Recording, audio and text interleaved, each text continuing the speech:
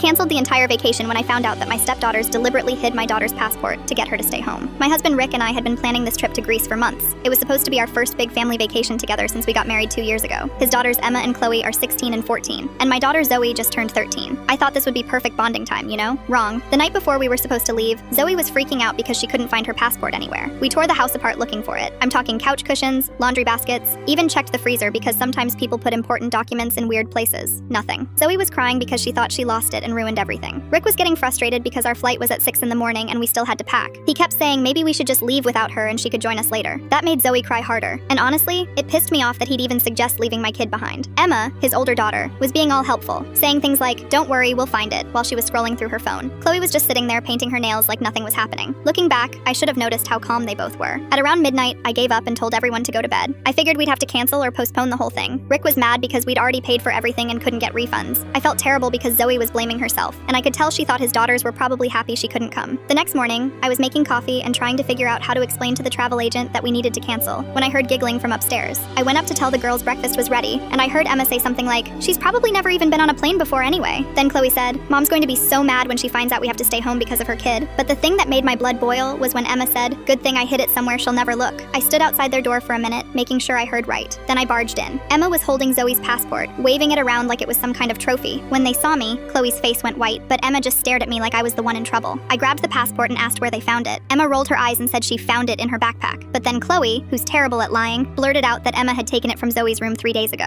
She immediately covered her mouth like she realized she messed up. I asked Emma why she would do something like that. She crossed her arms and said she didn't think Zoe should come because she's not really family, and it was supposed to be their vacation with their dad. She said I was always trying to force them to include Zoe in everything, and they were tired of it. I was so angry I could barely speak. I went downstairs and told Rick what happened. He said there had to be some misunderstanding, that his daughters wouldn't do something that cruel. So I called them down and asked Emma to tell her dad what she told me. She got all quiet and tried to backtrack, saying it was just a joke and she was going to give it back. Rick asked why she would joke about something like that, and she started crying, saying she didn't want to share him with them, referring to me and Zoe. Chloe started crying too, saying it was Emma's idea, but she went along with it because she wanted their dad to themselves for once. Rick looked like someone had punched him in the stomach. He kept asking if this was really how they felt. Here's the thing that really got me. Instead of being sorry for what they put Zoe through, Emma said she didn't understand why everyone was making such a big deal about it. She said we could still go on the trip now that we had the passport back. That's when I lost it. I told Rick I wasn't going anywhere with his daughters after what they did. I said if they thought excluding my daughter was okay, then they could see how it felt to be left out. I canceled the entire vacation right there on the phone with the travel agent.